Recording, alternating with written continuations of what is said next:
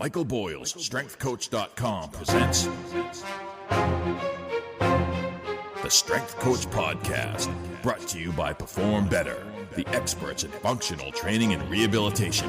PerformBetter.com. All right, hey everybody, welcome to episode 357 of the Strength Coach Podcast, brought to you by Perform Better, the experts in functional training and rehabilitation. Check them out at PerformBetter.com. I'm your host, Anthony Renna. The show notes are located at StrengthCoachPodcast.com or ContinueFit.com. All right, today on the StrengthCoach.com and MBSC.TV Coach's Corner, spoke with Coach Boyle about revisiting the joint by joint. This comes from a staff meeting he did on MBSC.TV, and I thought it was kind of interesting. Wow, the joint by joint has been around for so long, so I wanted to see how the approach has evolved over the years and how it affects his programming now. We also spoke about a forum thread about 3 to 5 rep max testing and how he tests strength. Don't forget, we did a special interview called 40 Mistakes, 40 Years. You can access that interview at StrengthCoachPodcast.com. Today on the Hit the Gym with the Strength Coach segment, brought to you by Athletic Greens. Athletic Greens AG1 by Athletic Greens. You get a free 1-year supply of immune-supporting vitamin D and 5 free travel packs with your first purchase. Go to athleticgreens.com/strengthcoach. Guys, I'm using it every day. Use it as a pre-workout. Sometimes I use it first thing in the morning, but for the most part, I'm using it more like an energy drink, and it's been working pretty well. All right, today I have on Jennifer Broxterman. She is a Canadian registered dietitian and sports nutritionist. She's also the founder at Prosper Nutrition Coaching, and she has a world-class nutrition certification that we're going to talk all about later. We talked about the problem with nutrition coaching right now. If you know, I love that question, by the way. What's the problem in the industry in certain sectors? And she's going to talk all about the problem with nutrition coaching right now. We're going to talk about the importance of meeting people where they're at, her 4 types of nutrition coaching, what is motivational interviewing, and how to use it the right way with nutrition coaching. We're going to talk about the different levels of what she calls the iceberg of success and what most coaches leave out. We're going to go over gamification and really as it applies to behavioral change. She's going to give us a few examples. We're going to do it with her. And we're going to talk all about the Prosper Nutrition Certification. Love Jen. She's awesome. You're going to love this interview. So that's coming up in a little while. Naamly, maximizing the member experience with Sumit Seth. Sumi's the founder of Naamly, and at Naamly, they help you build relationships through personalized communication so your members stay longer and pay longer. Go to Naamly.com. You can schedule a demo to get a free trial for what it's all about. Use the referral code StrengthCoach. You get free 30-day trial. Today, Sumi's going to talk about a not-so-fine dining experience where the service kind of took away from an amazing dining experience. So the food was great, but there was a lot of little things that really weren't great. And Sumi's going to talk about that and all the different touch points that we should be thinking about. Guys, don't forget Perform Better, the online sale right now, 50% off a bunch of stuff, including bumper plates, kettlebells, and dumbbells. Last one-day seminar this weekend in Chicago. You can still go.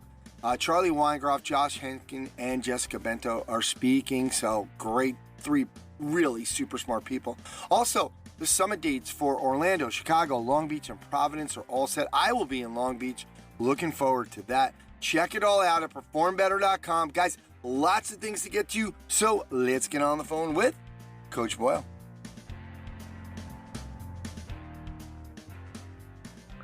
All right, now it's time for the StrengthCoach.com and MBST.TV Coach's Corner with Coach Boyle.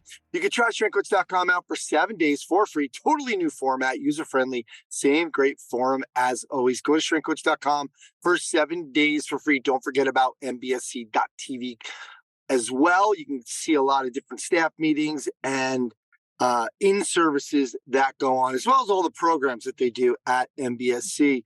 Coach, how you doing? I am doing great. How are you? I'm doing great. You know me. It's hockey playoff time, baby. I'm excited.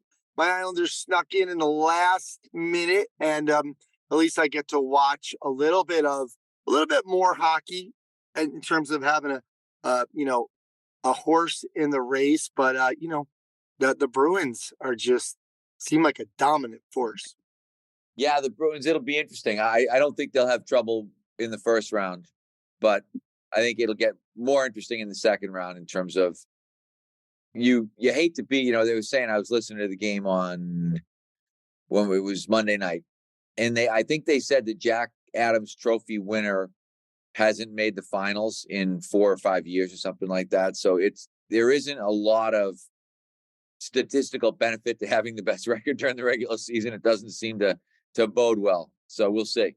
Well, this year it does seem a little different. Like in the past, yeah, that team has won. They've won the President's Trophy, blah blah blah. But this Boston team, this is historic, and they've broken all the records. So yeah, you're right. I was actually hoping the Islanders would play the Bruins in the first round because I think that's the best time to beat a team like that. There's so much pressure on them to win that first round. They're kind of still feeling their way. It's probably the best time anybody can beat them. They said that was where a lot of 1 versus 8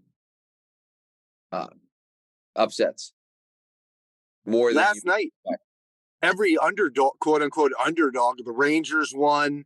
The Lightning beat the Maple Leafs, right? They were below them, but everybody knows the Lightning are just a different playoff team. Once the playoffs come, some of these guys just become different players, right? It is crazy. Pretty cool. All right. So I was mentioning MVSC.TV a little while ago, and I was just checking out. Sometimes I like to go on. I don't get on like I used to, but I saw you were talking about joint by joint, and I wanted to just revisit that for a second. For anybody that doesn't know the joint by joint, just a quick, it's just this alternating idea of stability and mobility. So the feet should be stable, ankles mobile, knees stable, hips mobile, and up the chain. So coach, being far removed from the original idea. So I remember we talked a lot about this and working on things within those quote unquote rules, right? So I wanted to just find out from you in terms of, and this has nothing to do with the squat, because I know with the squat you elevate the ankles, but is ankle mobility, number one, still something you would try to improve? Are you doing things for foot stability? I remember we were doing a lot of, everybody was talking about barefoot training a little bit more back then. And then with something like a joint like the knee, where the main objective is to remain stable, are you looking at it from a holistic perspective and saying, hey, we're going to at least do some calves, we're going to at least do some quads, hammies, hips, or just looking at things from a movement, not muscles perspective and seeing if you see any red flags? I think for us, from a strength training standpoint, it's always a movement, not muscles perspective. I think from a mobility standpoint, it's not. It can be a very joint specific perspective. So we're always still doing ankle mobility stuff. I mean, I think the big one is hip mobility. We're always working, and we just spent that lecture. I actually kind of continued it into yesterday, because the hip is really interesting in terms of the hip needs to be mobile in terms of, from a range of motion standpoint, there's kind of a minimal ranges that you need to really be healthy, but you also need active mobility in the hip in terms of you need your hip flexors to be working correctly. You need your hip extensors to be working correctly. So the hip is where it gets really complicated. And I think the biggest thing with the joint by joint idea is that I think probably like with everything that I get involved in, somebody decides that they want to criticize it, and people like, it's not that simple. And they're right. It's not that simple. What it is a simple framework to look at things from, and to make it easier for people like strength coaches and personal trainers to think, okay, what are the needs of this particular joint? And then how do I go about addressing those needs? And it's not saying, people are, I love to get to people, well, the knee moves, the knee has rotation. I'm like, I get it. I understand. But inherently, you want that knee to be stable. I always kind of jokingly say, what do you call, knee mobility work? And, the joke is it's an ACL tear, right? I mean, that's what knee mobility work is. Like, you don't want knee mobility, but it doesn't take away from the fact that it does have some rotary component. It does have some play into valgus, those kind of things. So I think what ends up happening is people, they want something to get mad about. So they decide, okay, I'm going to get mad about this, versus looking at it and thinking, hey, this is a pretty good way to look at how you put your workout together, how you design your program. And then what we did, if you watch the lecture, we talked about it and we related it to the FMS, because if you look at the FMS test, which again, people love to criticize, the FMS doesn't prevent injuries. It's like, it's not supposed to. That's why they called it a screen, right? But we just talked about the fact that if you look at hip mobility, well, what's active straight leg raise? It's kind of a hip mobility thing, right? I mean, a lot of these things are hip mobility in the presence of core stability. It all interrelates. And that's what we're always trying to do, is get our coaches to understand the background of what we're doing. Okay, what underpins all of these exercise decisions that we're making? Why do we do this and not this? Why is unilateral training important? Why are we leery about doing lots of, kind of impact lumbar rotary stuff? Why don't we do that? We went through, if you look, there was another lecture that we did that I did, called Why We Don't. And it was about, okay, why don't we back squat? Why are we not doing these things? So one of the things I'm trying to keep reminding myself, and therefore reminding our staff, is that everybody isn't Kevin Carr, who's been here since they were 18 and has been at every seminar and has heard every lecture. And some of these people probably just are kind of blindly following that, hey, this is what we say we do, so this is what we do. Yeah. I think from it's interesting you brought up the hips, because I was thinking, especially at the hips where it does need to be mobile, it's getting that interference from the fact that the hips have to be super strong, right? There's 23 or 24, if I'm correct, the muscles crossing that hip, right? We're working on glutes, we're working on hamstrings, we're working on all the hip flexors and the psoas, right? We're working on all these things to strengthen them, but at the same time, it really needs to be mobile. It does present a huge challenge. It really does. To me, it's the most complicated, probably more so even than the shoulder, because as you said, there's more muscles crossing. If you look at the shoulder, you've got basically 3 external rotators. If you look at the hip, you've got 6 lateral rotators. You've got, you don't have, flexors of the shoulder, I guess your anterior deltoid, but you've got 7 muscles that can flex your hips. There's just a lot of stuff that goes on. And it's great because, it's anatomy review for people, right? It's a functional anatomy review in terms of, okay, here's the muscles, here's what those muscles actually are doing. So it ends up being just a general good review. And it ended up being really good. We're going to use it in our Thrive education, because we went through, why are we rolling? Why are we stretching? Why are so much of the why are we doing what we're doing in a more detailed setting for our staff. Like, where are you right now? Again, you and I probably had Christopher McDougall on a podcast who wrote Born to Run before anybody had him on. And it did spark, not my podcast, but that book sparked a huge movement towards using like the Vibram 5 fingers, which I still love those things to use to work out if, you have to wear some footwear in the gym or whatever. But we now see all these great companies like Vivo Barefoot with great shoes that still give you that freedom in the shoe. Are you doing anything specifically to think about foot stability and strengthening the foot? You talked a lot about it because if people didn't know, you had some problems with your arches back in the day, and doing a lot of barefoot stuff for you helped out a lot. Are you doing anything specific for people? No, not enough, really, truthfully. But we do have people that are warming up barefoot. I don't think we're maybe as pushy about it as we might have been in the past. But we are doing some. Some people will almost on their own just take their shoes off. My son Mark will do it all the time. He warms up in his socks all the time, and some other guys do. Some other guys don't. I don't think we're as organized towards that and saying, hey, we want to do this. Because one of the things, and someone asked today on Twitter about doing snatches versus cleans, I think you get to a point where there's so many things that you're trying to do that sometimes you look and think, wow, this piece of the puzzle kind of got away from us. And we always go back to the idea. The problem with the barefoot thing is when we get into groups, it's getting kids in and out of their shoes. Put your shoes on, take your shoes off. Even with rolling the feet, and doing some of that stuff, some of the rock band stuff. We've gotten away from some of those things. I also think you get away from stuff if you're not having problems.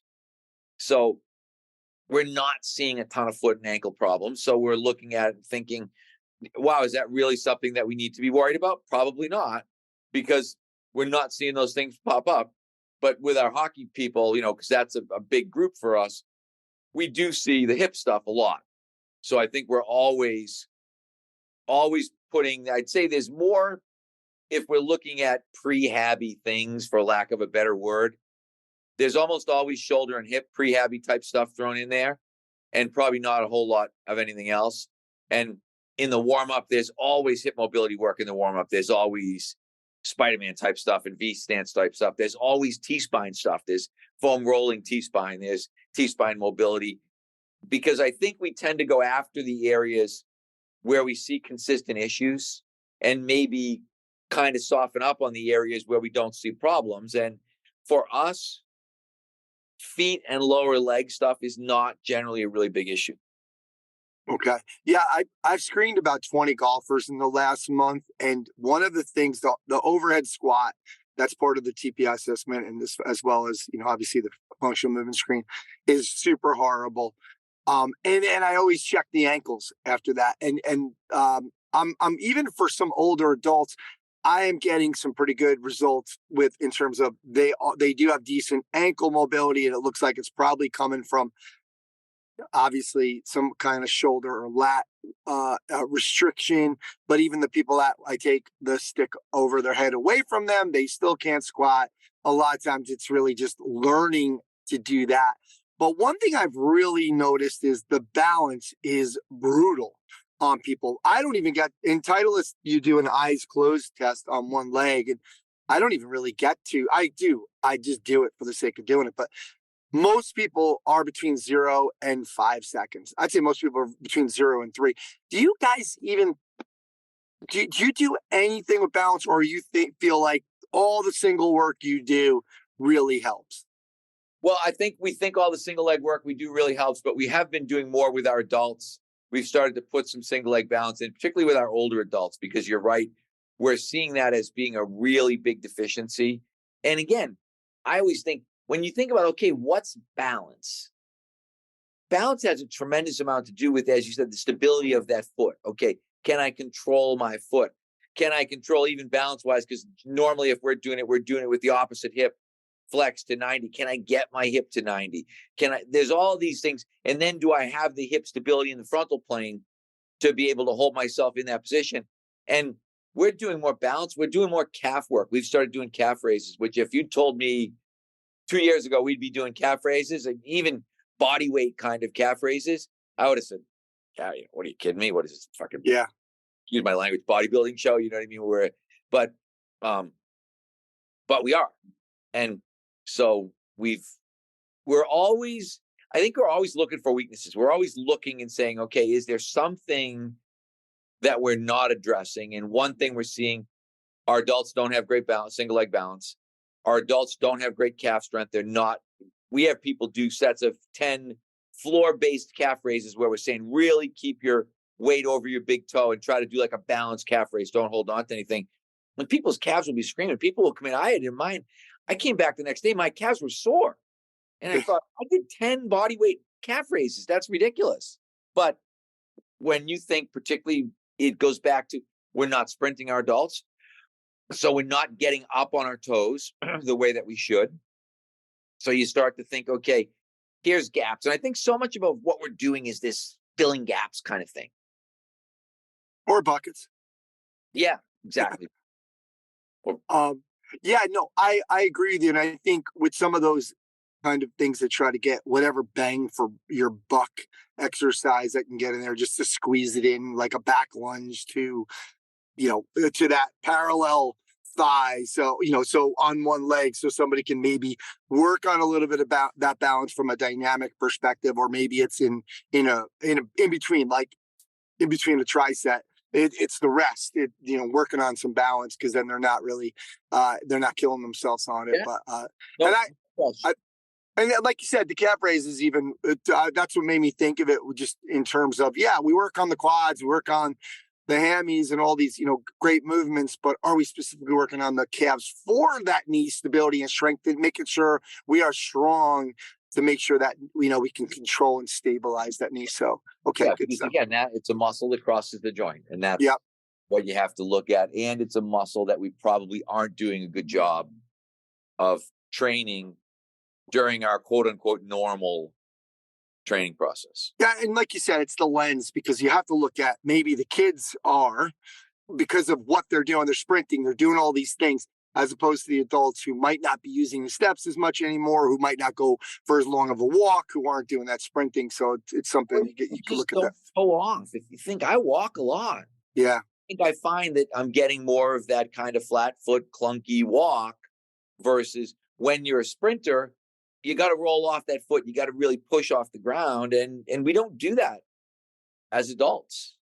It's I think I live on the fourth floor, so I walk up the stairs probably, 4 to 5 times a day. And I think that really does a great job for the calves, the uphill piece, and then going down the steps really works. I actually, specifically slow it down a little bit to work on ankle mobility. It's a good way to work on ankle mobility. I actually do the same thing in terms of, I almost do like little mini step downs as I'm going down the stairs. What's wrong with us? It just shows that you're as screwed up as I am. Which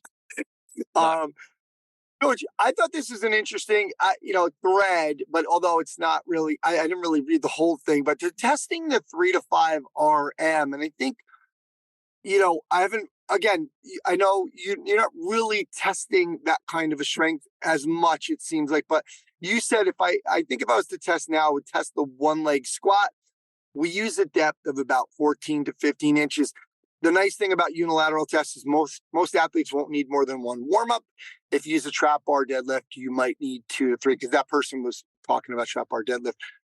Coach, are you specifically thinking about strength tests? I love the 3 to 5 RM better anyway, but it's almost like something too where you can look at it from your programming perspective, because a lot of times you're programming 3 to 5. I do anyway. And then, so I'm like, cool, what are we at right now with that? So you can kind of get where those we numbers. are. We're not, but Joe that was in the thread is working with a college hockey team. And one of the things you realize is, I always say in college sports, again, you've got your bell curve, right? You've got some guys that are really motivated, pushing themselves in the weight room. You've got some other guys that are not real motivated, not pushing themselves in the weight room. You've got your guys that are kind of in the middle of the curve. And testing changes that. Because suddenly now, guys, it goes back to kind of the Tony Holler record, rank, publish idea. When you put a list out of whatever it is, I don't care, chin up, bench press, one leg squat, somebody's going to be first and somebody's going to be last. And that's going to change people's mental orientation. When I'm looking, we had athletes in today. I mean, Erin Frankel showed up today. She just won the world championship literally on Sunday, and she was here working out today. I don't have to worry about if Erin Frankel's motivated or not, right? Yeah. And, the girls that she's with, she's with Charlotte North, who's the best lacrosse player in the world. And she's with Christina Patino, who's a great player in the PHF. You got all these people that are in there, Callie Flanagan. I'm not worried about, are they trying? But I think in a collegiate setting, you absolutely have to be worried. And I always go back to my basketball story, but I remember the guy saying to me, I don't like testing very much, but I very much like winning.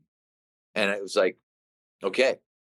He was an entirely different guy. When we said we're going to do a test and someone's going to get first place, he was all in. When we said we're going to go in and work out, this is kind of a waste of time. I don't know why we're doing this. He was a Nigerian basketball player, Tunji Ojobi. He was one of the best players we ever had in the history of BU. But he just was completely different mindset when we tested versus when we just trained. And that's why even now I got a couple of VBT units, and I may be the last guy on the VBT bandwagon because I have not been on the VBT bandwagon at all.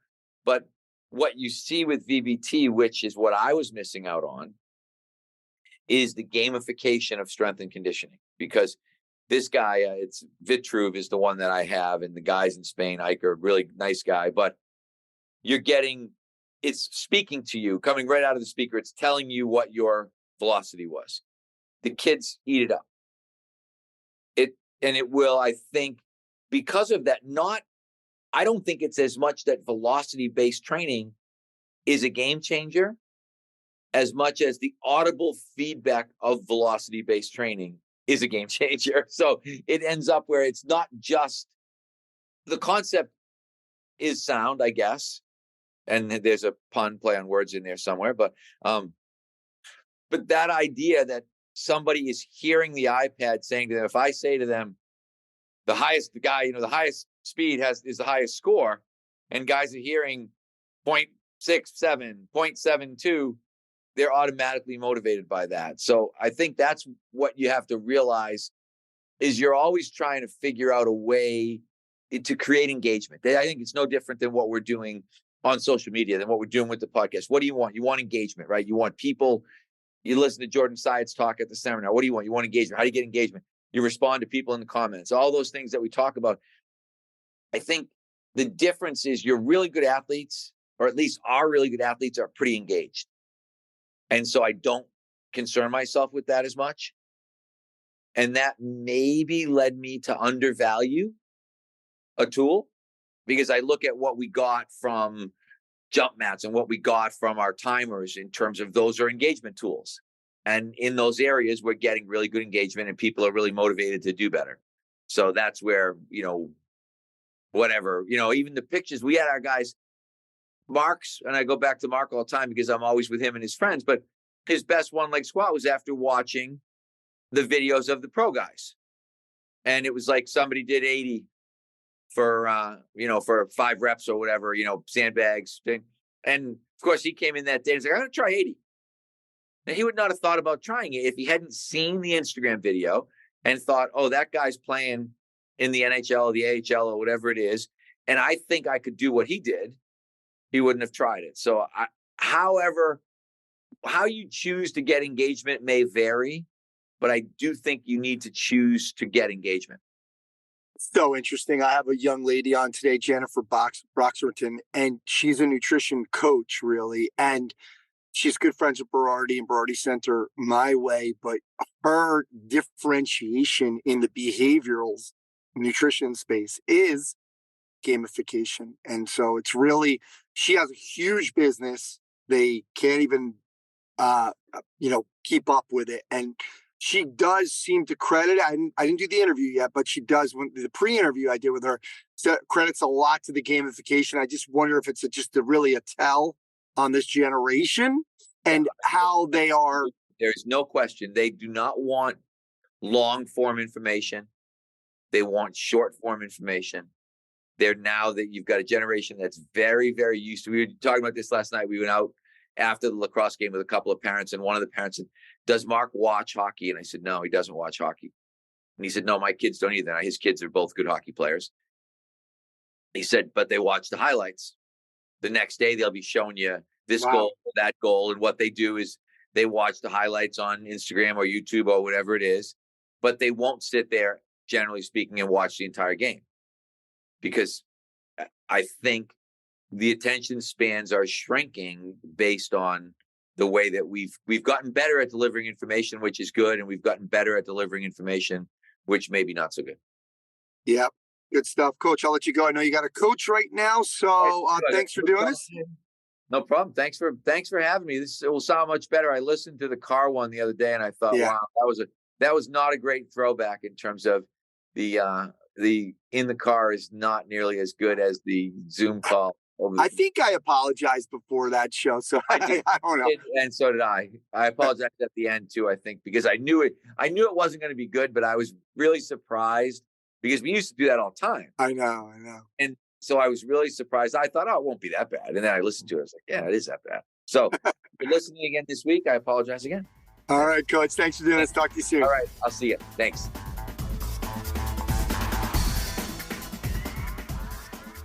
Welcome to Naamly's Maximizing the Member Experience segment. My name is Sumit Seth, and I'm the co-founder of Naamly. A few years ago, pre-COVID, I was visiting Scott, a very close friend of mine in San Diego, and with both of us being foodies, he took me to one of his favorite Italian restaurants, a fine dining establishment where we were greeted by Sam, the maitre d'. From the chit-chat that happened between them, it was apparent that Scott had hung out there multiple times, and we were both escorted to the patio seating overlooking the mountains. The restaurant itself was beautifully decorated, complete with low lighting and crisp mauve linen tablecloth. It had a stylish atmosphere that spoke of elegance, exclusivity, and class. I learned later on they had live music on the weekends, which sadly we would have had to miss out considering today was a Wednesday. There was tasteful artwork around us and fresh flowers on our table. I was already thinking about a repeat visit and getting my wife with me on the weekend. It was closer to 6 p.m. when we were seated, and the relatively empty nature of the tables around us suggested that we were way ahead of the daily dinner rush.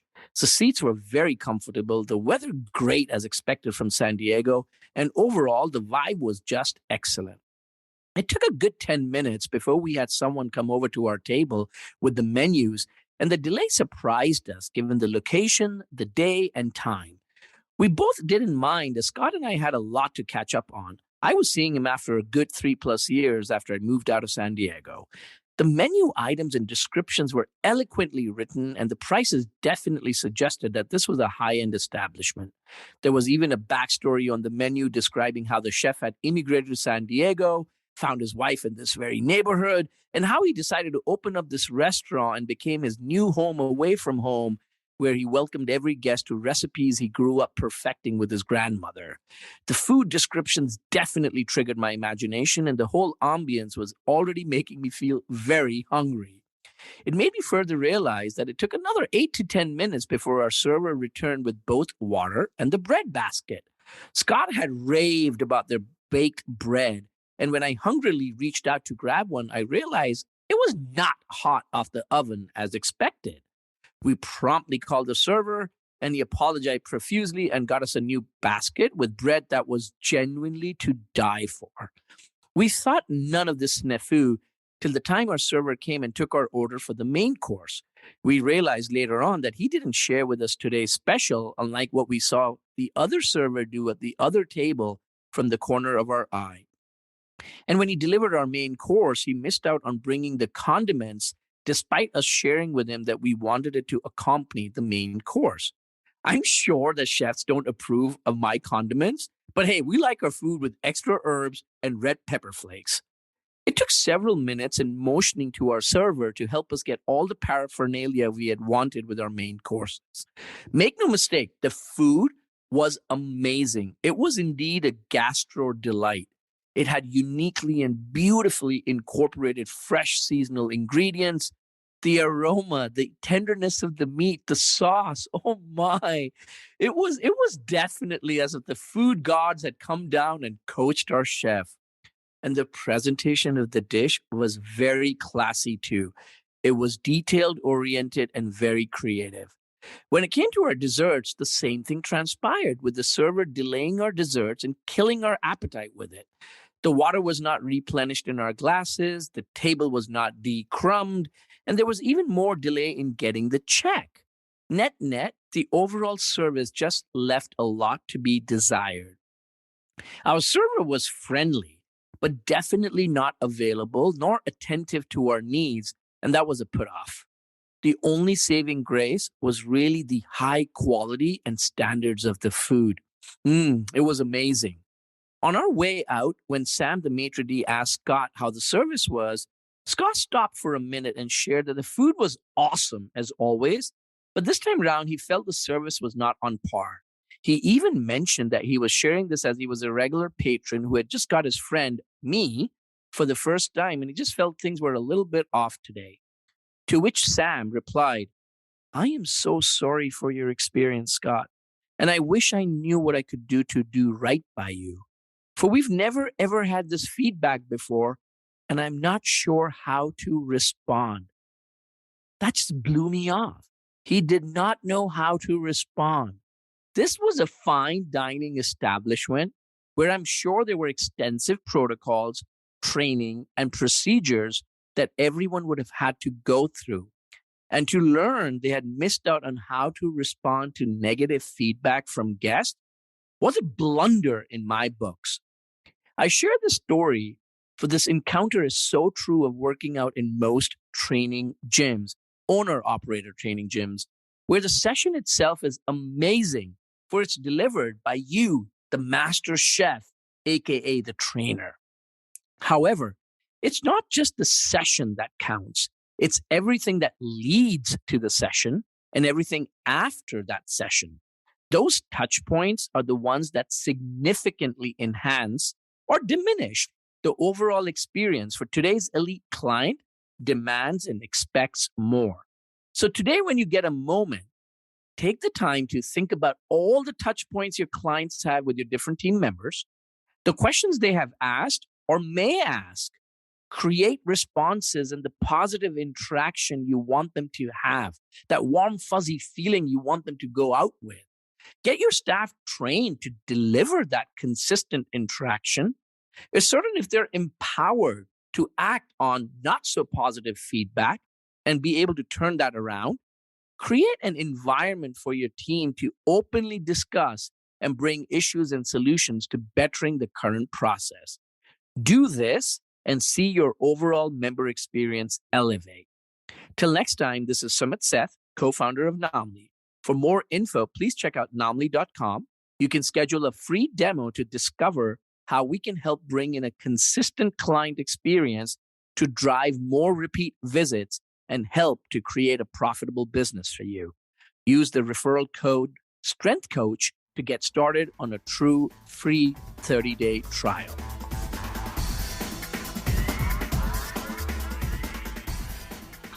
All right, guys, now it's time for the Hit the Gym with the Strength Coach segment, brought to you by AG1 by Athletic Greens. 75 high-quality vitamins, minerals, whole food source superfoods, probiotics, and adaptogens. I use it every day to fill in those gaps in my nutrition. For the most part, I've been really using it as more of a pre-workout, actually. So not really in the morning, but I can't work out in the morning. So I use it really in the afternoons now, and it's been serving me well. So they're going to give you a free 1-year supply of immune supporting vitamin D and 5 free travel packs with your first purchase. All you got to do is visit athleticgreens.com/strengthcoach. All right, today, I'm excited to have Jennifer Broxterman on. She is a Canadian registered dietitian and sports nutritionist, founder of Prosper Nutrition Coaching, a world-class nutrition certification designed specifically for gym owners and coaches. She's also a foods and nutrition university professor, a writer for Precision Nutrition. And we're going to get into that a little bit because that's how we're doing this. John Berardi sent her my way. We all know John Berardi's been on the show many times, and he's a good friend. So I want to see where all this fits in. And Jen's worked with clients from NHL hockey players. Of course, she's from Ontario. Hopefully she's not a Leafs fan after last night. And to everyday folks looking to eat and feel better. Jen, thanks for doing this. So excited to be here. Thanks for having me. All right. I normally don't do like a pre-interview. I love that when you sent me the email, we did a little bit of a little chat first, and I got to know, because with nutrition too, the funny thing is, and we're going to touch on this with nutrition. Sometimes not as excited to talk about that, because it's how many more times can we hear, hey, eat whole foods and, have more protein and more fruits and vegetables and don't drink whatever. So I love your approach after speaking with you the other day. I'm glad we're able to get this going as soon as possible.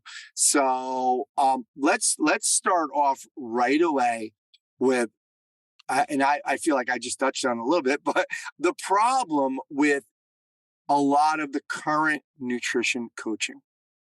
Yeah, so that's partly why I'm here podcasting at the moment. Is one of the philosophies within my company is don't complain, but be part of the solution. And what really sparked all of this for me, so I've been a nutrition coach, a registered dietitian for 13 years, was the amount of dogma and like people going to die on a hill for one limited view of nutrition coaching.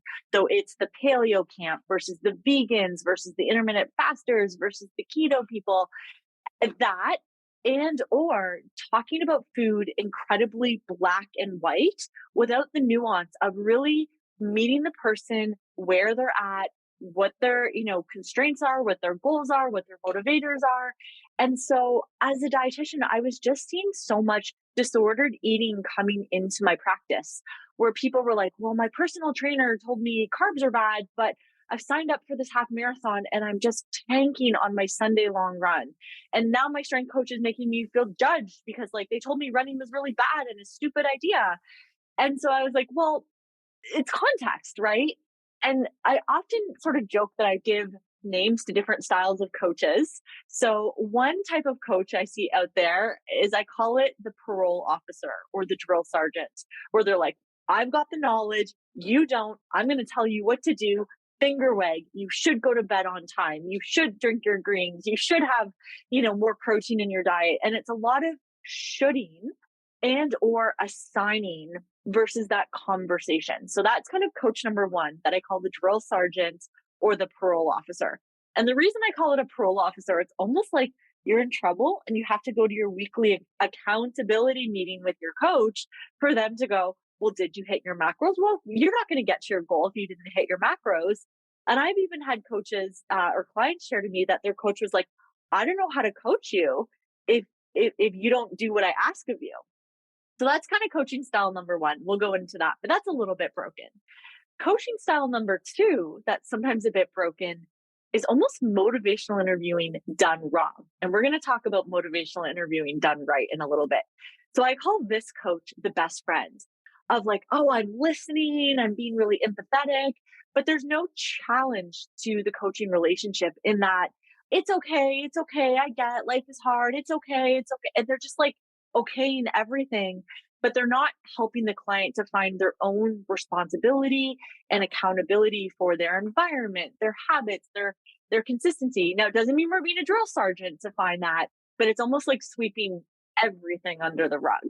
The third style of coaching that's a bit contributed to the brokenness of our industry is it comes from a good place. So I hate to come down on this group of coaches, but I call it the all about me coach. They're like, well, I lost all this weight and I did this and this and this, and this worked for me. So let me tell you all about what I did on my journey. And they're so passionate and excited to help others that I think they forget that just because one way worked for them doesn't necessarily mean that you make it all about yourself or that your way, your approach is the only way. So I call those the all about me coaches. And the last style of coaching, which is the least broken and what we're going to hopefully dive more into our podcast today, is what I call wise guide or wise mentor coaching. You're a coach who can hold your clients' long-term goals in the forefront of your mind, but you're being like a Sherpa or a road trip buddy. You're in that passenger seat role where the client is actually the driver, the client is actually the agent of change, but they get some say and control over the speed, the destination. Do they want to go the scenic route? Do they want to climb the vegan side of the mountain or go up the omnivore side or the, flexitarian side or the intermittent fasting side? There's many sides to the mountain of wellness. And so as a guide, I'm going to help carry some of the load and be by their side and give guidance and advice, but I'm going to take it step by step at their pace and recognizing that people start at all different levels along the mountain. Or if you think of it like a ladder, some people are on the base rung of the ladder. Some people are partway up the ladder. Some people are already pretty close to the top of the ladder. Or chapters in a book. I think good coaches can see a chapter 1 client versus a chapter 21 client versus a chapter 91 client. And I think inexperienced coaches might not recognize they might be at chapter 120. And that's different what it's going to look like day to day than a client that's starting at, chapter 5 or chapter 6.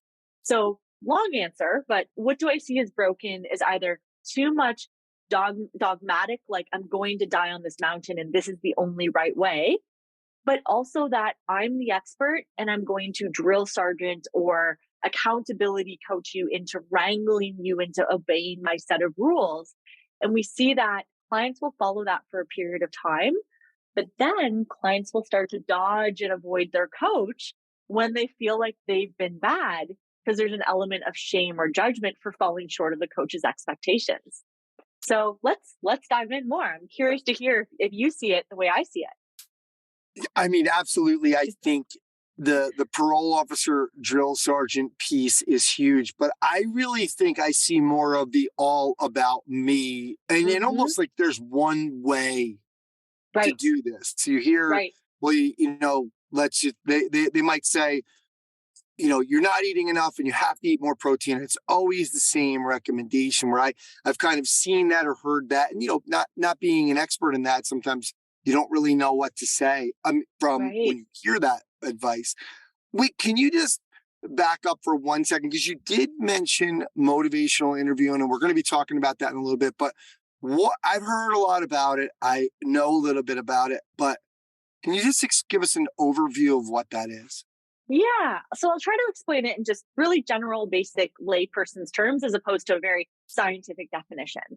I would actually sum up motivational interviewing with just two simple words: powerful questions. Really good coaches ask powerful questions that get the client to just stay curious and go like, what's another way I can explore this? Whether it is exploring resistance, whether it is exploring, the meaning behind their goals, whether it is curiosity to explore, okay, I have this goal. This is where I'm struggling with my food choices. What are some viable, realistic solutions for me? And so I think that the concept or the philosophy of motivational interviewing is that the coach is more like a sounding board for the client to have space without judgment and just explore what's working for them, what's not working for them, different ways to come about getting to the end result, as opposed to being pulled down the road by the coach saying, do this, then you must do that. It's a lot less like didactic coaching where it's one direction. The coach tells the client what to do. And I think of motivational interviewing more like a partnership or a teamwork framework where we're working together as a team. But there really is no right or wrong. It's what the client feels ready, willing, and able to do as their next positive step forward. And so I like to use the phrase as a coach, better is better, forward is forward. If you're moving forward, you're on the right path. You get to set the tone, the speed, the direction, the pace. I'm just here to provide support and guidance along that journey.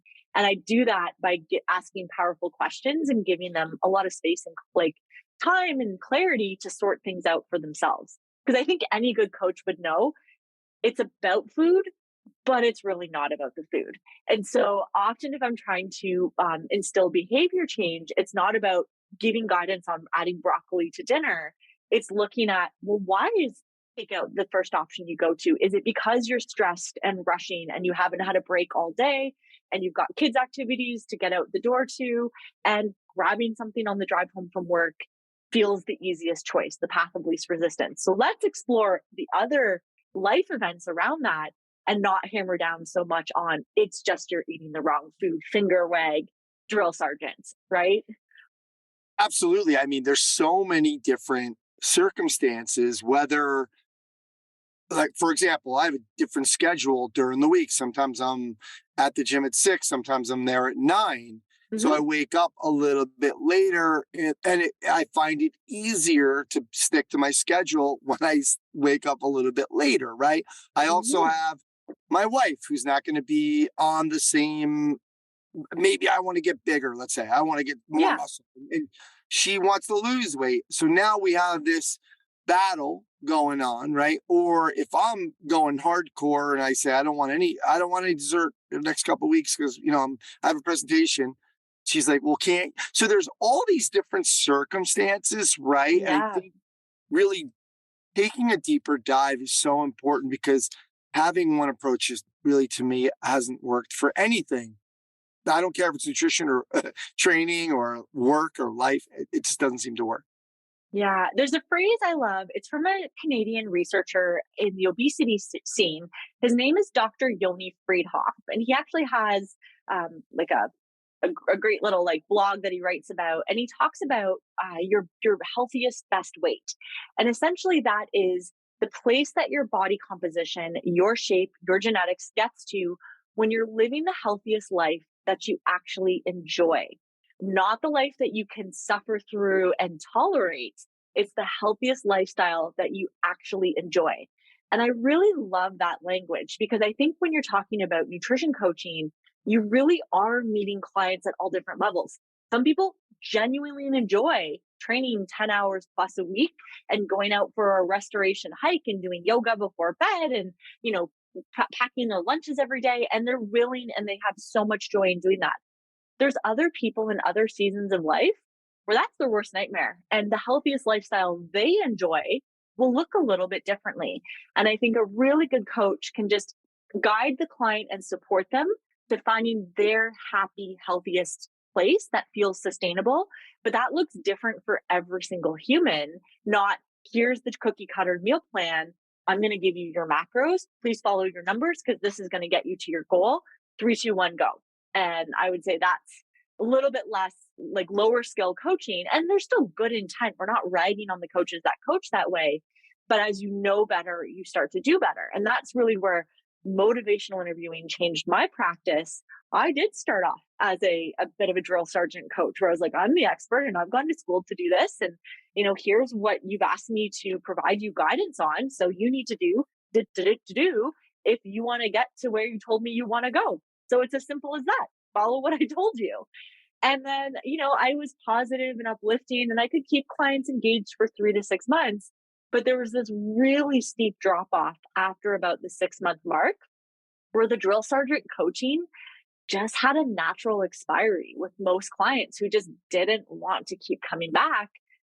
Or they're like, or you've told, like you said at the start of the podcast, you've kind of told me all the things I need to hear about protein, about vegetables, about water, about alcohol, about sleep. What else do you have to offer me? And then there wasn't much else to offer. And they would stop being clients because that there was a natural expiry to that experience. Enter motivational interviewing, and that's when everything took off. So I don't know if you've even had, experiments with that over your long coaching career, but I'm curious to hear even your observations on that. Well, I think for me, again, what I see a lot too is, and I always say this to younger people in general, for whether it's work or nutrition or whatever. I had a conversation with 3 trainers the other day, and everybody brought up kind of intermittent fasting, for example. And there's a lot of different versions of that, right? Oh yeah. And we were talking about David Sinclair. He's in the longevity space, right? And these are young kids they're all in their 20s, 3 trainers, all power, like they all compete in powerlifting a little bit here and there, all strong kids. And they were talking about David Sinclair and then, well, yeah. And he says to only eat once a day and living longer. And I was like, guys, you guys are meatheads. You guys are lifting up huge weight. Like you can't listen to that guy weighs 87 pounds. Fine. Great. He wants to live to 175. He's trying to teach, he's trying to find out how do we live longer? And based on his research, this is one way to do it. I'm like, I would be absolutely miserable doing that. And I said, you have to find that place where you're not miserable. It's not the about the healthiest life that you actually enjoy. Exactly. Well, exactly what you said. That's why it kind of reminded me of it. It was like, exactly. And Berardi actually was the first one for me when he did that whole study on intermittent fasting. And then he wrote this article about, I don't know if you remember he stopped doing it. Yeah. And he said, why?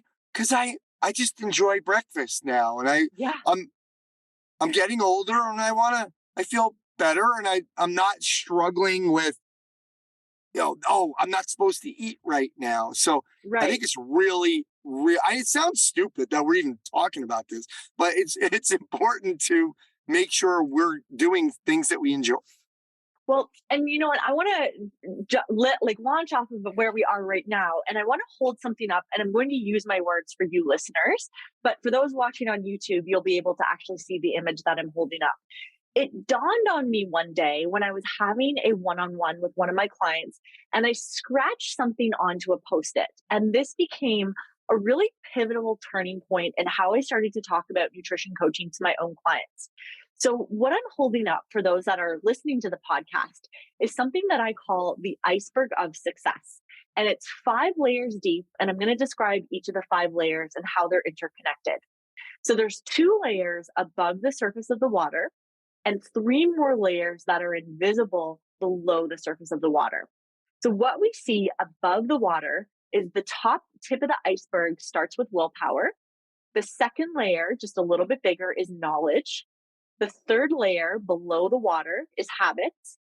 The fourth layer below the water is environment. And the environment is broken into 3 sublayers: our physical environment, our social environment, and our online environment. And we'll go into those 3. And the deepest, most powerful layer of the 5 is the layer of our mindset. So our self-talk, our self-identity, our inner bully, our resilient, wise guide. And so what's interesting about diet culture, I had this realization after having many, many conversations with clients trying to follow different diet gurus online, is the diet gurus online just present the top 2 layers of the iceberg. Here is the rules or knowledge you need to understand about this style of eating, whether it's veganism or longevity diet or Mediterranean diet or paleo or intermittent fasting. It's like, this is how the diet works. Understand the knowledge. Then you just need to have willpower and follow the instructions. Hey, eat once a day, or eat only plants, or eat only meat, or, go paleo, or whatever the case might be. And yet the general public does what I call the hamster wheel. They follow the diet, they get off the diet. They follow the diet, they get off the diet. And then they mentally beat themselves up because they feel like they failed. What I started to realize is the more powerful invisible forces are the 3 layers I drew below the surface of the water. And I actually coach bottom up.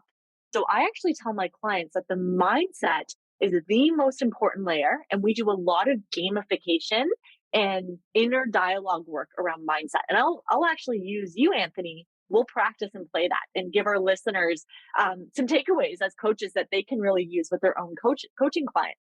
Mm-hmm. And then I talk about making the healthy choice the easy choice. The more our environment is structured to set us up for success. So having like a veggie bucket cut up in your fridge, front and center, having your gym bag packed at night, ready to go by that front door, having your lunch made so you can grab that and take that to work, having water bottles nearby so you can be sipping on water regularly throughout the day, having a conducive bedroom environment for falling asleep.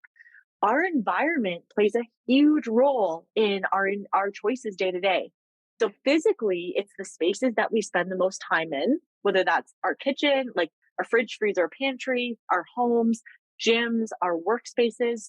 But our social environment, are we around like-minded people where working out is really normalized? Or I just went on a hike with a friend mid-afternoon today who's visiting from out of town. And she came in and she's like, well, we can go out for dinner and drinks. Or I was like, actually, would you be cool if we went for a hike as our way to catch up? And she's like, I never thought of that. That would be lovely. So like I normalized for my friend, I want to see you, let's catch up, but I want to do that over a hike in the woods. I don't want to do that over wine and appetizers too late at nighttime. So our social environment, can we be those little spark plugs to the people around us? Again, role modeling the healthy choice, the easy choice. But what's also so fascinating with environment is our online activity. Do we listen to podcasts like this where we're learning and growing and having a growth mindset? Or are we doom scrolling on Instagram and TikTok before bed, or body comparing to other people that makes us feel worse about ourselves? So again, we want to sort of frame positivity and support in the environment around us in all 3 levels. And then that feeds our everyday habits. So as I was reflecting on diet culture, what diet culture does is it fails to give the full picture. It's like, here are the rules. This is the level of knowledge, and then use willpower. And I joke that willpower is our flaky friend. It RSVPs yes to the party. It has the best of intentions. It is going to show up, but it's that friend that may or may not come at the last minute. You just can't count on willpower to be there. Yeah, absolutely. I actually love the book. Willpower isn't enough, right? Or Yes. willpower doesn't work. Or Right. I forget what the name of that was. But yeah, and that's where I think a lot of people, going back to what is this problem? There is that, hey, here's the rules, and now I gave them to you, so let's go. It's up to you. Yep. You have to, don't have that bag of Doritos on the ride home from the gym.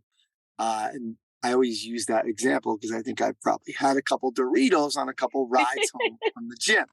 But so let's talk about, you mentioned about gamification. Let's play some games. Yeah. It's funny because Coach Boyle is on today's interview. talking to him, and he's talking about velocity-based training, and he's finally implementing it into Mike Boyle strength and conditioning because of the one that he's using. There's a gamification piece to it. So the kids, so I was like, oh my God, I have Jen on today and she's going to talk all about that. So what do you mean by this? What is gamification and how can we use it to our advantage? So as a university prof, that was one area I got really interested in, just following the academic literature on the science of making behavior change feel more lighthearted and like a game. So if we think about the approach of finger wagging, you should do this, you should do that. There's always those type A personalities that will just follow the rules, but a lot of people, that doesn't work for them. But let me show you a few examples. I have some games printed out all around me of what this might look like. Okay. So actually the first one I'm going to do is we're just going to play either what I call the dog bark or the baby cry game. So I want to make this client centered. So have you ever had a dog as a pet? Do you have a dog as a pet? Or are you a father? Do you have children? Have you ever had babies before in your life? I'm not a dad, but I'm a dog dad, and I'm a dog mom. All right, we'll do it as a dog. All right. So cool. I have a female black lab. Her name's Carly, and Carly, although she can't speak English, definitely knows how to communicate with me through barks. So she has a "I'm hungry, feed me" bark. She has a "Mom, I told you I'm hungry. You were supposed to put food in my dish 15 minutes ago." She has a "Let me out to the bathroom" bark. She's got a "Someone's at the front door, I don't know who it is" bark. She has a "Ouch, you stepped on my paw" bark. She has a "I don't like the back neighbor's dog across the fence" bark and guards our territory on our line. But my point is she has all these different barks to kind of tell me different things about what she's thinking and feeling. What's your dog's name, Anthony? And does your dog communicate with you through barks? You're holding him up. He's so cute. It's Emma. It's Emma. Emma. Yeah. And she has, we have this woman who cleans our condo building, the hallways, Amanda, and she knows when Amanda's here. We know because it's this crying bark. Yeah. And there's a dog she hates, Brian. When she could see Brian outside, it's like this angry crying bark. So those are just two of the, and then she has, we always say, don't hoo us, because she'll be like, she'll go back and forth if my wife's in the hall getting ready. Oh, and go between the two parents. She'll be like, whoa. She starts going, like, we're like, where does that come from? So yeah, she totally has those different barks. Okay. And for our parents who are listening to the podcast today, I want you to think about the baby cry. So parents don't have a baby that directly comes out of the womb speaking the native language of the parents. It can only use sounds to communicate its needs. So there's probably a cry for "I'm hungry" or "I'm tired" or "my diaper's wet, please change me, I'm in pain, I need cuddles." But parents start to get an ear for what their baby's cry starts to mean. So here's what the game comes down to. When we feel the phrase, so I'm going to ask you if you've ever noticed your brain do this. I call it the "I deserve it" thought.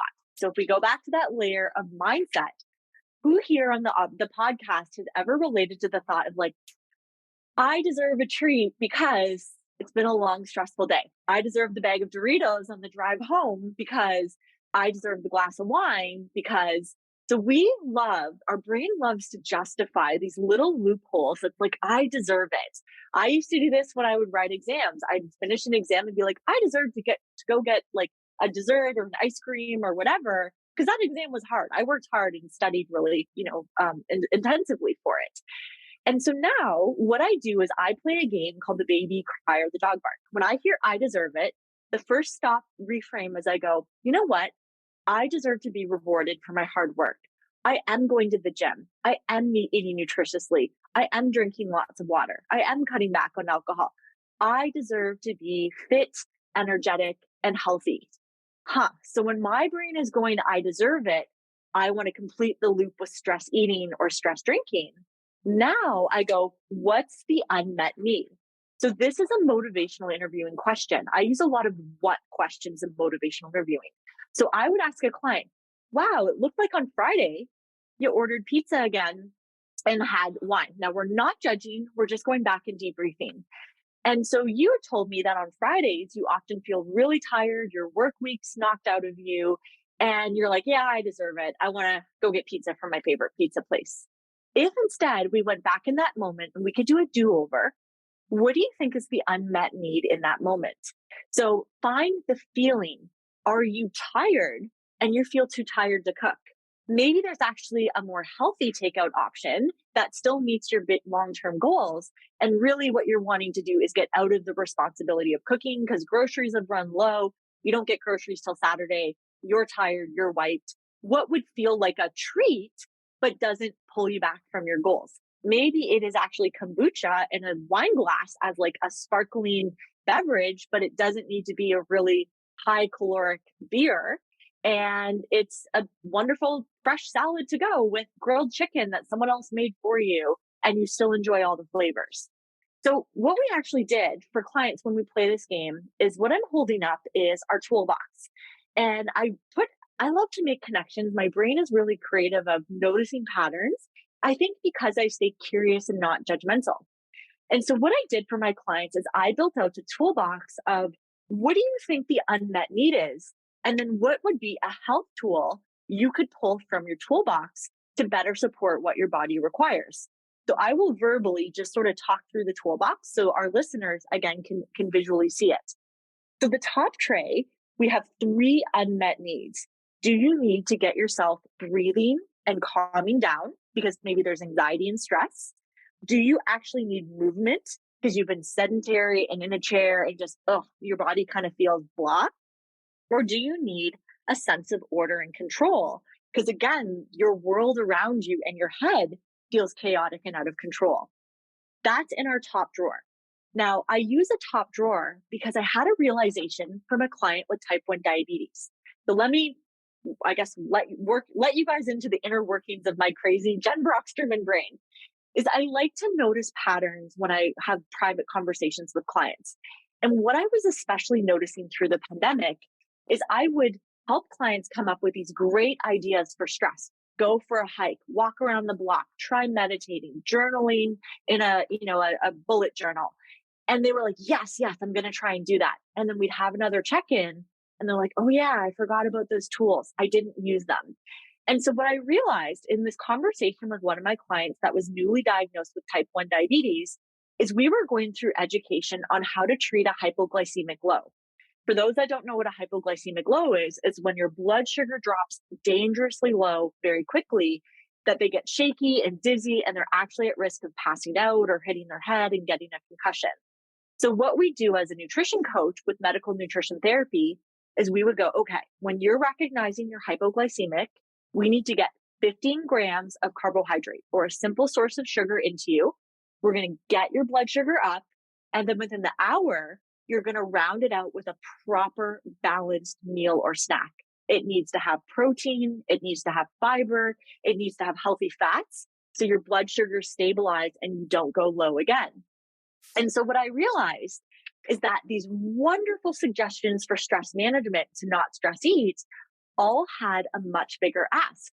I wouldn't ask someone that's hypoglycemic to be like, you know what, you should go to your kitchen when you're really dizzy and shaky and you're going to make a healthy meal from scratch. It's going to take you about 35 minutes to cook up dinner, but try not to pass out or hit your head. But I need you to cook dinner when you feel like that.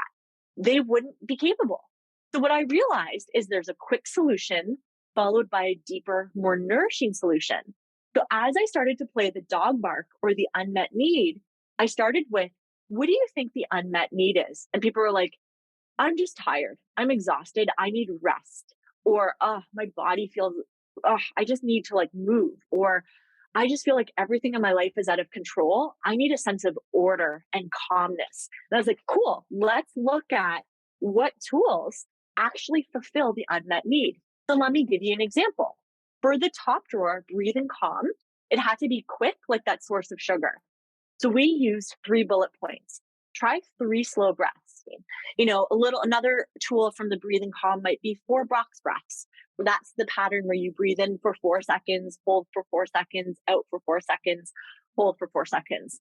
The third option in that top drawer is you open a door, you literally get outside fresh air, and you just breathe outside fresh air for a minute. You don't leave the house. You don't go for a walk. If you're on a balcony, if you've got a back deck, you just open a door and breathe air from the outside. That is from our breathe and calm drawer. A second one is to pull from the movement drawer.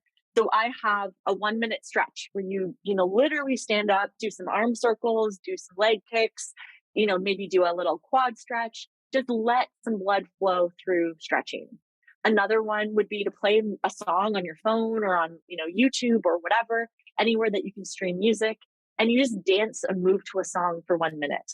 Or if you're feeling like getting outside, not a 15-minute walk, not a half an hour walk around the smallest block close to your house. You do one little block circle around wherever you happen to live. Or if you have a long driveway and you're in the country, you walk to the end of the driveway, you turn around and you walk back.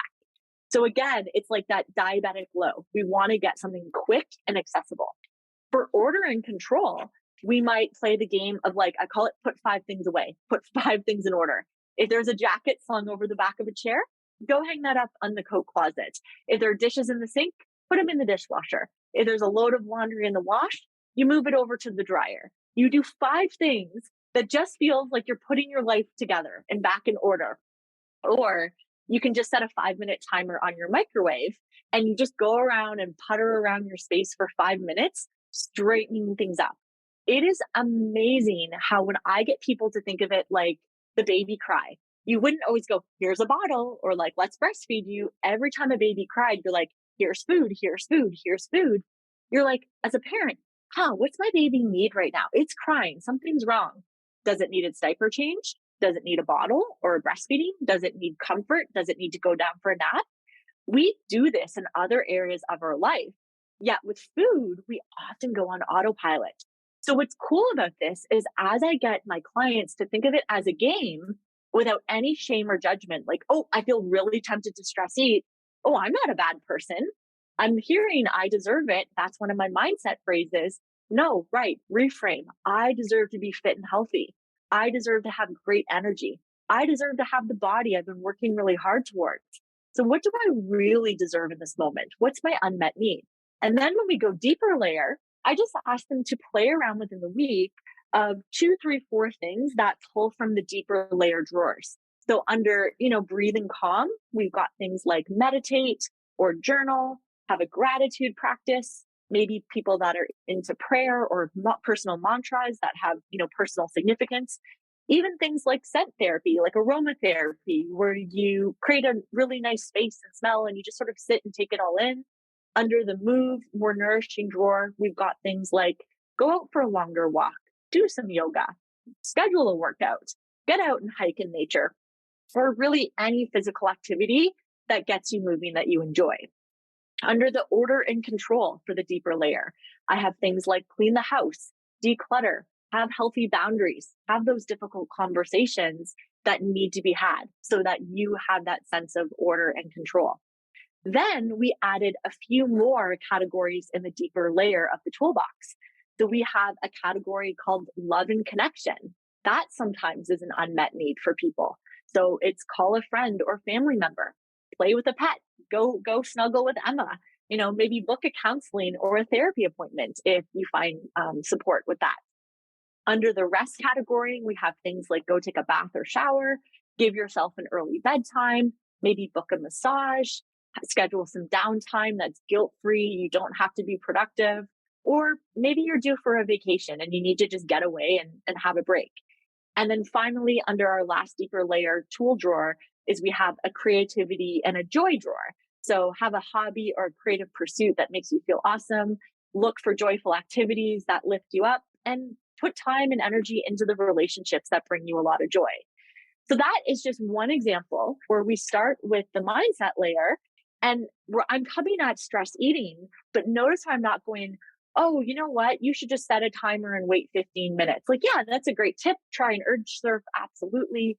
Or, here's 10 healthy snack substitutions when you feel like you want potato chips. What I'm doing with motivational interviewing is I'm not telling them this is what you have to do. I'm giving them options, but I've also turned it into more of a game. And with a game, notice how the shame and the judgment strips away. Now they get to be playful as they start to interpret, oh, this is how I'm feeling. What might be connected behind that? I love it. I love this idea about, funny enough, we're talking about nutrition, but people want their dessert right before they eat their meal. And so sometimes those big suggestions like, you should be meditating, you should be doing this, that's overwhelming. Yeah. Or you should be getting some sleep, or like, what can I do now? And I had a coach, Michael Hyatt, who it was more about productivity. And he would always talk about the 5-minute win. He said, Yeah. okay, what can you do right now? It's only going to take 5 minutes. It might take 1 minute. That's going to get you a little bit closer to that goal, or, that piece that you were supposed to take care of today, that one piece. So is it an email? Write that email right now. Just maybe write yourself some notes or whatever. So it's very similar to those top shelf things that right away. Right. But one thing that made me think of too was I was trying to think of myself when we do that on a Friday night and say, we're pretty exhausted from the week. It's been overwhelming, and let's grab the pizza or let's do this. But what's interesting, and I just thought about it since you said it, was we've also looked at using pre-made meals. So from whatever service, right? Let's call it totally. HelloFresh or whatever that's already made. That's super easy to just put in the oven, or takes 20 minutes of heating it up. That also has served as a reward for us. And we found a lot of success with that when we have those available, right? So to me, like kind of looking at it like, okay, instead of that, when we do, we're so good when we have those. Right. Because we're like, oh, you know what? We've been going crazy today. Something came up. We had to pick up this one. Emma had to go out. It rained, so we didn't get the big walk in. We have to do it a little bit later. When we have those things planned ahead of time, it's not something where otherwise we're just grabbing whatever we have. Exactly. Close by. So I like that idea of starting to the raising awareness for those things by gamifying it. And let's play another game, actually. So we have, I think, time to do at least one more, hopefully. Sure. And I'm going to talk about Iceland and the United States. So this was inspired by some epidemiological research. And one of the things that's so interesting is drug culture. So I'm not an expert on drug culture. I'm not going to really speak too much about drug culture, but like I said, my brain likes to look for interesting patterns and connections of how I can apply them to what I see and do as a coach. And so the United States obviously has a drug culture and a drug culture problem, but so did Iceland. Should we pause for a second there? Yeah. Let's go back. We'll try it again. Yeah, start over with the whole Iceland the drug and USA. Yep. Yeah. So again, I'm not a drug expert, so I don't want to speak out of scope, but I just want to show an example of how, as a coach, you can look for patterns and lessons even in areas outside of your field. And so what was interesting is there was one day I was reading some research on behavior change psychology, and it talked about abundance mentality versus scarcity mentality. And you see this in finances, you see this in growth mindset thinking. And so what was interesting is the United States approach to drugs was to talk about how bad drugs are. Drugs are bad, don't do drugs, stay away from drugs, drugs are bad. What was interesting is when scientists studied the link between the increased messaging on drugs being negative and drug use, they actually correlated positively with one another. So the more drug messaging that went out talking about how drugs are bad, the more people actually use drugs. And it's sort of that idea of like, don't think of a purple polar bear. What's the first thing your mind just thought of? The purple polar bear, right? Yeah. So Iceland, for a number of years, it's an island, obviously, just off the coast of Europe, was really struggling with its teen population with drinking and drugs and teen pregnancy and kind of like boredom of like what to do on this island. And so their government hired psychologists and social, behavior change agents. And they're like, we really want to come at this problem the right way. What would you recommend? And they actually said, don't talk about drugs a lot. Instead, talk about what you do want the population to do. Let's give them abundance of positive choices, which will displace the behaviors we want to go down. So they started to fund more programs for sports and arts and drama and chess clubs and debate clubs. And essentially, if you had a joyful activity that you could connect socially with others, there was basically a club you could join after school. And so what they did in Iceland is they displaced the negative behavior by giving an abundance of choice around the behavior they did want. And then they also opened up parenting lessons and communication lessons for parents to talk to teens. And so long term, when they looked at the drug and alcohol use in that country, it went down as abundance went up. But when the messaging around drugs was drugs are bad, don't do drugs, it didn't actually have the impact that was desired. So here's the next game. I was inspired from that example to create this for my clients. So many coaches, myself included, talk about the importance of eating lots of vegetables on any healthy nutrition plan. I think all of us, no matter what camp you fall in, would probably agree that vegetables are going to be really good for you. Lots of fiber, tons of vitamins and minerals, good for blood sugar stabilization. Just can't say enough good things about veggies, right? Gut microbiome. But what happens is people often get in a rut. They go on autopilot and they get the same 8 to 12 fruits and veggies week after week after week.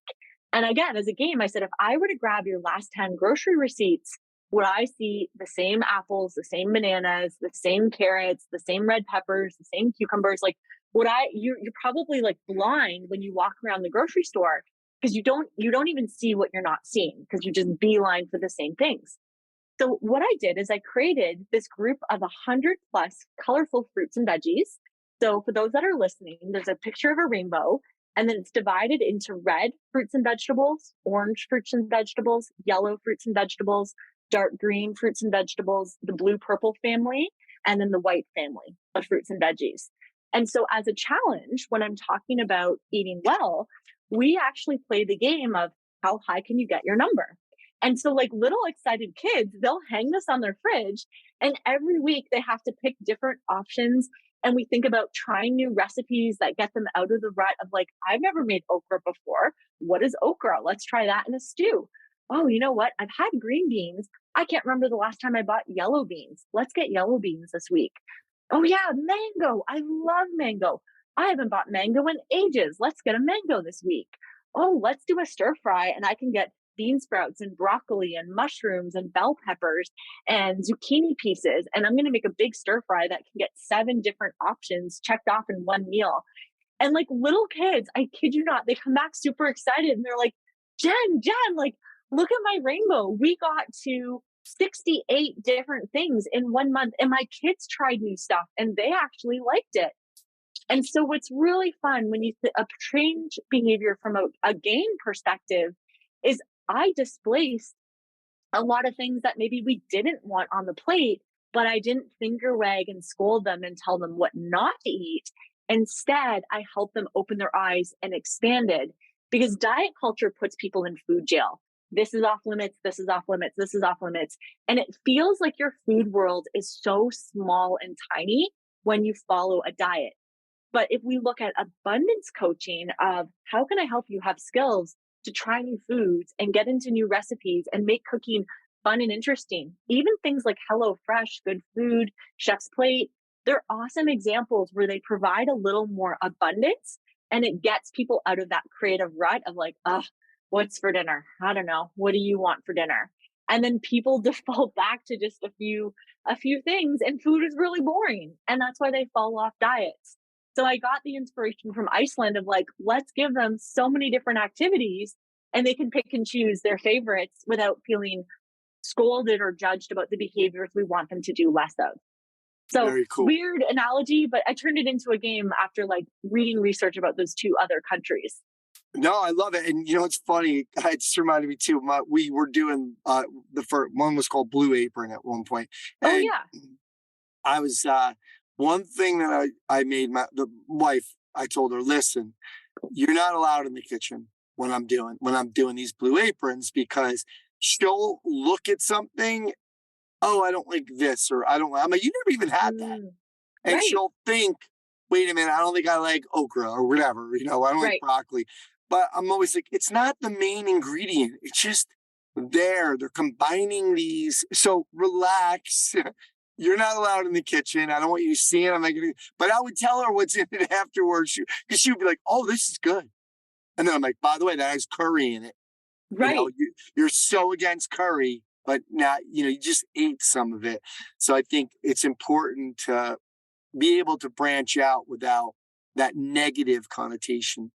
Yeah. And I mean, without sounding, totally like I'm off my rocker, one of my even favorite exercises within the iceberg of success at the mindset layer is we actually, as a coach, and I train my nutrition coaches on my team to do this, we talk about looking at a problem from the vantage of 3 different voices. So thankfully we can do a 2 against 1. So voice number 1 is our inner bully. It's the one that tells us we're not good enough. It shames and judges us when we've screwed up. It always feels like we're not good enough, right? We're always a project that needs to be worked on. So that's our inner bully. The second voice is our curious detective. I like to think of my detective as it goes around with a notepad and gathers clues. And its job is to just look at patterns without judgment. It might go, "Hey, Fridays, I'm a lot more tempted to order pizza on Fridays because I'm tired and I'm low in groceries. But when Blue Apron gets delivered on Wednesday and I have 3 Blue Apron meals, one Wednesday, one Thursday, one Friday, I'm actually more likely to make a Blue Apron meal on Friday." Interesting. So no judgment. It just looks for patterns. And then the third voice is what I call the wise guide. Now, I really think the mark of a great coach who has mastered those motivational interviewing skills can speak like a wise guide to their client. And eventually, I'm trying to teach my nutrition clients to learn that wise guide vocabulary for themselves. So the wise guide goes, "Okay, I still don't know what my long-term goals are, but what I'm going to do is I'm going to look at the reality and the clues of my curious detective and go, what's the best doable option in this moment? What is that 5-minute win that moves me a little bit forward? What would be, it is pizza for dinner. Can I pull out a salad, bag salad from the fridge and buy the salad maybe that the pizza store sells and get the to-go garden salad? Maybe all you have is baby carrots in the back of your crisper. Fine, pull that out and put some baby carrots on your plate." So what the wise guide does is it doesn't want perfection, because the bully wants perfection or it screams at you if you're not perfect. We just want to duct tape the mouth of the bully quiet and not let it drive the car, because it just makes us feel judged and ashamed and not good enough. And no one really feels that inspired when shame is driving the bus. It creates a lot more binging and hiding of behaviors. But if we can stay really curious and just like the dog bark or the baby cry, look at the patterns, connect the dots, figure out the unmet needs, and then ask our wise guide, "Hey, what's the best doable option right here in this moment?" And we just go moment by moment to making the best decision we can, but not expecting perfection. Holy smokes, now we actually get someone that can be consistent and sustainable and do this the rest of their life. So that's really what I teach my team to do, how I talk to my clients, and how I support coaches, is to learn these phrases of motivational interviewing, these ways of asking powerful questions, and to make it more fun and feel more lighthearted and like a game. So there's a lot less the rules of the diet, I was perfect and I used willpower, or oh my gosh, I fell off and I couldn't do it. So that's circling back to what we started with. The long answer of what's wrong with our nutrition coaching system is that people are really rigid and they're like, "Well, I told you the information. Why didn't you do what I told you?" And I think that is coaching, but there's layers above that coaches can keep getting better. Love it. And speaking of coaches getting better, there's a lot of information, although you've done an amazing job with these examples of the gamification and really stirred a lot of things in my head about Cool. approaching things with my own nutrition. I know you have a certification, so I definitely want to go over for example, I'm intrigued about the gamification. I'm intrigued about the good way to do motivational interviewing. So I know you're going to teach it in the certification. I'm assuming you are. Talk to me about your certification. Yeah, so really it's a certification. I mean, beginner coaches can absolutely sign up, but my target audience is people that are already coaching who have some experience under their belt and they're ready for more. They're ready for that next level of growth. And I'd say any professional coach doesn't just get their level 1 and be like, "Oh, I know it all, I'm done." They constantly learn from different sources. Someone that's maybe a few years ahead or has a little more experience. So what I've really done is I've just taken all of my private practice resources and games and motivational interviewing and boiled it into a course. So you can go through 20 units of learning these different subjects and topics. We go into asking powerful questions. We go into how to coach that curious detective and that wise guide voice. And then we basically give them the whole pack of games that go along with nutrition coaching. And then I think the cool part of this program, the secret sauce, is the one-on-one mentorship. So I don't sell this at scale to just be like, oh, how do I make as much money and sell all these units? I really am going for impact. And I think to do that, it means still having a connection with each and every student. So every student that comes through gets to book one-on-one mentoring calls with myself or one of the mentors on my team. And what we do is we work with that coach on who are their typical clients, what do they tend to see, where do they feel a little bit stuck, or where do they just need a little more confidence and practice. And we go through and we actually practice the skills with them. So similar to a personal trainer helping that athlete integrate the skills and get even better, we do the one-on-one mentoring with each and every student. And then the other cool thing is we have like a group discount for gyms. So for facilities that have multiple coaches that maybe have a nutrition component where the owner's like, I want to get all of my team certified, instead of having to pay that high price per student, we actually provide it like a Netflix account where each coach gets their own login. So they don't lose their spot in the videos, but then we do it as a team training call, almost like a staff meeting where we do the mentoring as a small team individual to that gym. So like I said, I really am focused in the fitness world because I've been a CrossFit affiliate owner for 16 years. I've coached nutrition inside of a functional fitness gym. And I just want the culture of nutrition coaching to not be so either challenge model, like, hey, it's the new year, everyone, here's our nutrition challenge, or that drill sergeant / all about me coach that, hey, this is what I do. So everyone I work with will do it my way. I want to help coaches elevate their skills so they can be excellent at motivational interviewing, but have a toolkit that they can meet their client where they're at and make it really fun and gamified so that the client has a great experience and gets results too. So that's what the certification is all about. Awesome. Let me ask you though, for just somebody the listeners out there who are coaches who maybe they're not like certified. Yeah, they're obviously not nutritionists, but they Right. are working with some clients, but not completely officially, but they are coaching clients on some basic nutrition principles. That's number one. And then number two, the PN level 1 who maybe took the course for knowledge to speak to people, but aren't doing something formal. Are those two groups okay Absolutely, taking this through? Okay. Totally. So for the coach that is like, I'm not an official nutrition coach, but maybe is more of a fitness coach. But I mean, who here who's coach fitness hasn't been asked a nutrition question by Exactly. a client? They go hand in hand. They Exactly. really are opposite sides of the same coin. So I think just having that confidence and knowing that you have that knowledge to back up, as opposed to trying to BS an answer or just go, out of scope, I can't talk about that. What I did is I worked with both a lawyer and an insurance agency to make this accredited. So this, as a dietitian, I can lend my healthcare license to the accreditation in that you were trained by a qualified instructor, so myself, and that lets you actually graduate with an accredited certified nutrition coach title, meaning you can get insurance then to be to nutrition coach, or if you're a personal trainer and you're offered like often there's clauses for personal training insurance that's like you can or you can't based on your accreditations. So this allows you to actually know you've got that credential, and whether you do it formally or not, you at least have that certificate to your name from a liability standpoint. And then we focus entirely on the habit-based coaching. So it's not meant to be for medical nutrition therapy of like kidney disease and diabetes and something that would need a registered dietitian or a medical doctor. This allows you in the United States, Canada, Europe, like we've got clients and members all over the world to do safe, habit-based, knowledge-informed coaching where you can talk within your scope safely and ethically. So it's totally fine for the coaches that are dabbling.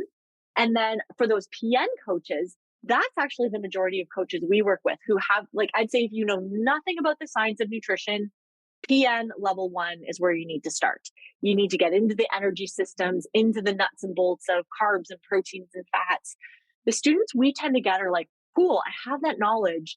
I'm a little unsure or I have a bit of imposter syndrome that I'm ready to apply it. And so that's what we do is we practice the application. We practice how to onboard a client. We talk about what to say in an initial appointment. You literally have a mentor and guide role modeling it and giving you a chance to practice it back and then go and make it your own, add your own flavor. So we kind of give you the recipe, but you add the final seasoning and spices that go on top. Very cool. So is this like an online on my own type thing, or is it a cohort? Can I get this anytime, or is there a cohort? Yeah. How does it work? So we do an enrollment period because we are really invested in getting every student across the finish line to graduate. So 3 times a year, we take on new students. Our next one's coming up on May the 2nd. So May 2nd to 11. Very cool. And then our next cohort after that will be shut down all summer. We'll be back again, opening up enrollment in September, and then one more enrollment period in January. So we take intake 3 times a year. And like I said, we have personal touches with every single student. We want to make sure you know how to use the games and resources. We give you a workplace wellness kit to go out and have presentations that are white labeled with handouts.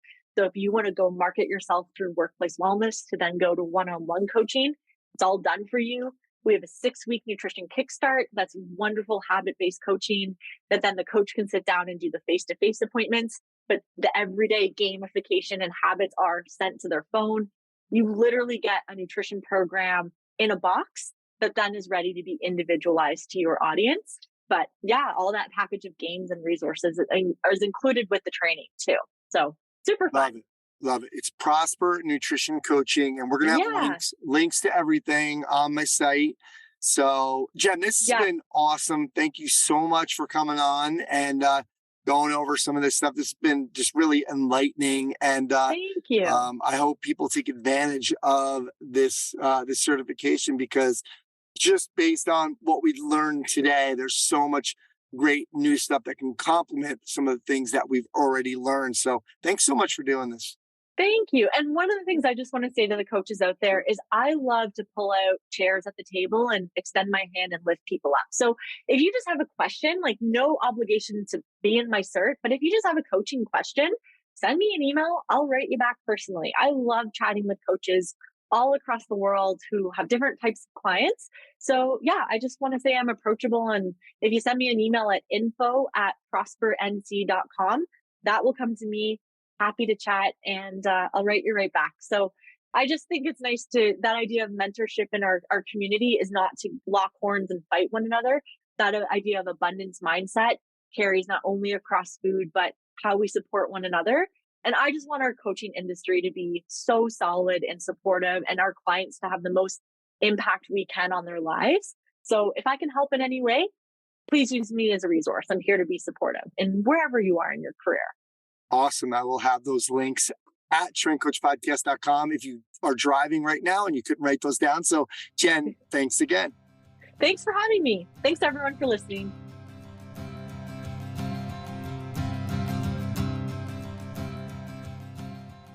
All right, that's going to do it for episode 357 of the Strength Coach Podcast. Guys, the show notes are located at StrengthCoachPodcast.com or ContinueFit.com. Don't forget the new StrengthCoach.com. You can try it out for 7 days for free.